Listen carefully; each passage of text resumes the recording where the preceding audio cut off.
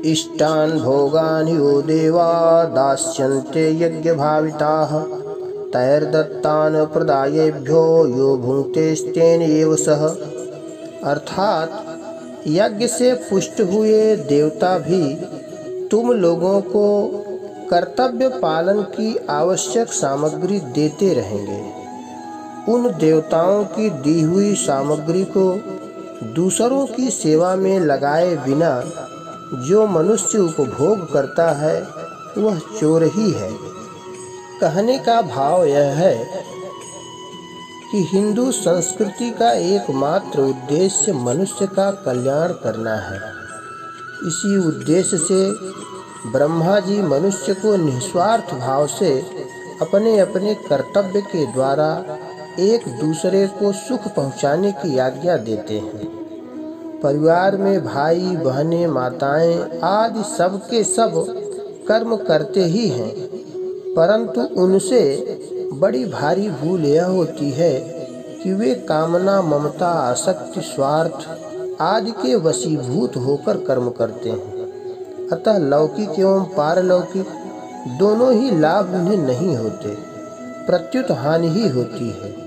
स्वार्थ के वशीभूत होकर अपने लिए कर्म करने से ही लोक में बड़ाई ईर्ष्या आदि होते हैं और परलोक में दुर्गति होती है। दूसरों की सेवा करके बदले में कुछ भी चाहने से वस्तुओं और व्यक्तियों के साथ मनुष्य का संबंध जुड़ जाता है।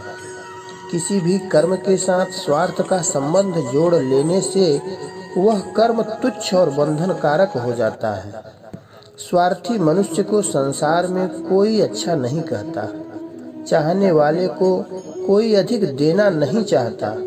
प्रायः ऐसा देखा जाता है कि घर में भी रागी तथा भोगी व्यक्ति से वस्तुएं छिपाई जाती हैं। इसके विपरीत हमारे पास जितनी समझ समय सामर्थ्य और सामग्री है उतने से ही हम दूसरों की सेवा करें तो उससे कल्याण तो होता ही है। इसके सिवाय वस्तु आराम मान बड़ाई आदर सत्कार आदि न चाहने पर भी प्राप्त होने लगते हैं, परंतु कर्मयोगी में मान बड़ाई आदि की इच्छा नहीं होती, क्योंकि इनकी इच्छा और सुख भोग ही बंधन कारक होता है।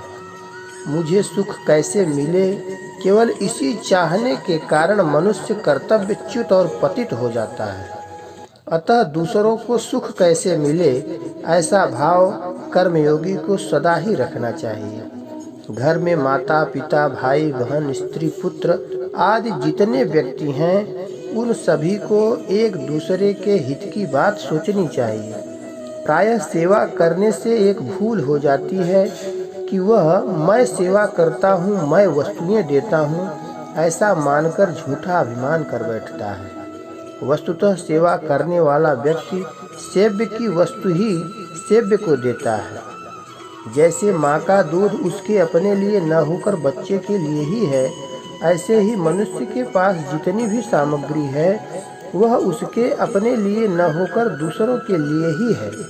अतः मनुष्य को प्राप्त सामग्री में ममता करने अर्थात उसे अपनी और अपने लिए मानने का अधिकार नहीं है। ममता करने पर भी प्राप्त सामग्री तो सदा रहेगी नहीं, केवल ममता रूप बंधन रह जाएगा। इसी कारण भगवान कहते हैं कि वस्तुओं को अपनी मानकर स्वयं उनका भोग करने वाला मनुष्य चोर ही है। देवता ऋषि पितर पशु पक्षी वृक्ष लता आदि सभी का स्वभाव ही परोपकार करने का है। मनुष्य सदा इनसे सहयोग पाने के कारण इनका ऋणी है। इस ऋण से मुक्त होने के लिए पंच महायज्ञ, जिसमें ऋषि यज्ञ देव यज्ञ भूत यज्ञ पितृयज्ञ और मनुष्य यज्ञ का विधान है। मनुष्य ही एक ऐसा प्राणी है जो बुद्धिपूर्वक सभी को अपने कर्तव्य कर्मों से तृप्त कर सकता है। अतः सबसे ज़्यादा जिम्मेवारी मनुष्य पर ही है। इसी को ऐसी स्वतंत्रता मिली है जिसका सदुपयोग करके वह परम श्रेय की प्राप्ति कर सकता है। देवता आदि तो अपने कर्तव्य का पालन करते ही हैं। यदि मनुष्य अपने कर्तव्य का पालन नहीं करता तो देवताओं में ही नहीं प्रत्युत त्रिलोकी भर में हलचल उत्पन्न हो जाती है। और परिणाम स्वरूप अतिवृष्टि, अनावृष्टि, भूकंप, दुर्भिक्ष आदि प्राकृतिक प्रकोप होने लगते हैं। भगवान भी कहते हैं कि यदि मैं सावधानी पूर्वक कर्तव्य का पालन न करूं तो समस्त लोक नष्ट भ्रष्ट हो जाए। जिस तरह गतिशील बैलगाड़ी का कोई एक पहिया भी खंडित हो जाए तो उससे पूरी बैलगाड़ी को झटका लगता है, इसी तरह गतिशील सृष्टि चक्र में यदि एक व्यक्ति भी कर्तव्यच्युत होता है तो इसका विपरीत प्रभाव संपूर्ण सृष्टि पर पड़ता है। इसके विपरीत जैसे शरीर का एक भी पीड़ित अंग ठीक होने पर संपूर्ण शरीर का स्वतः हित होता है, ऐसे ही अपने कर्तव्य का ठीक ठीक पालन करने वाले मनुष्य के द्वारा संपूर्ण सृष्टि का स्वतः हित होता है। प्रजापति ब्रह्मा ने देवता और मनुष्य दोनों को अपने अपने कर्तव्य का पालन करने की आज्ञा दी है। देवता आदि सब मर्यादा से चलते हैं, केवल मनुष्य ही अपनी बेसमझी से मर्यादा को भंग करता है, कारण कि उसे दूसरों की सेवा करने के लिए जो सामग्री मिली है उस पर वह अपना अधिकार समझ बैठता है। जन्मों के कर्म बंधन से छुटकारा पाने के लिए मनुष्य को स्वतंत्रता मिली है, किंतु वह उसका दुरुपयोग करके कर्म और कर्मफल में ममता आसक्ति कर बैठता है। फलस्वरूप नया बंधन उत्पन्न करके वह स्वयं फंस जाता है और आगे अनेक जन्मों तक दुख पाने की तैयारी कर लेता है। अतः मनुष्य को चाहिए कि उसे जो कुछ सामग्री मिली है उससे वह त्रिलोकी की सेवा करे, अर्थात उस सामग्री को भगवान, देवता, ऋषि, पितर, मनुष्य आदि समस्त प्राणियों की सेवा में लगा दे।